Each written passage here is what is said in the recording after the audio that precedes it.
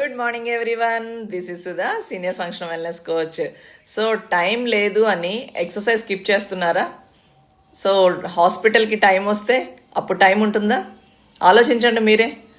So ఈరోజు మనం skip చేసేది రేపు మనం లాస్ అయ్యేదానికే.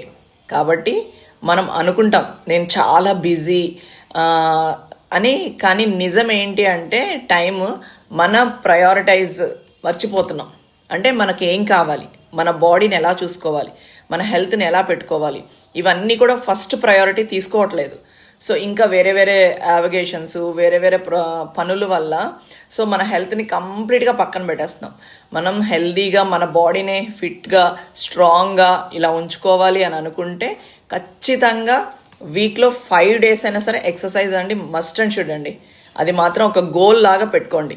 మేబీ ఇప్పుడు మీకు సెట్ అవ్వకపోవచ్చు, కానీ దాన్ని ఒక డిసిప్లిన్ మేనర్లోకి తీసుకొస్తే సో మనిషి అనుకుంటే సాధించలేనిది అంటూ ఏదీ లేదండి.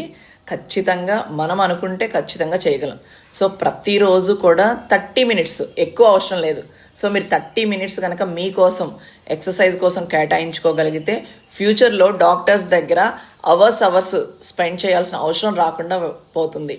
ఓకే, సో ఎక్సర్సైజ్ అనేది చాలా చాలా ఇంపార్టెంట్. ప్రతి ఒక్కరం కూడా మీకు తోచిన ఎక్సర్సైజ్, ఎందుకంటే ఇప్పుడు మన చేతిలోనే అన్నీ దొరుకుతున్నాయి. అంటే మనం ఇలా ఫోన్ నొక్కామంటే చాలు నెంబర్ ఆఫ్ ఎక్సర్సైజ్ వీడియోస్ వస్తూ ఉంటాయి. సో బయటికి వెళ్ళలేని వాళ్ళు కనీసం అలా చూసుకొని ఇంట్లోనైనా ప్రాక్టీస్ చేయండి. సో ఇది చాలా చాలా ఇంపార్టెంట్ ఫిజికల్ యాక్టివిటీ అనేది.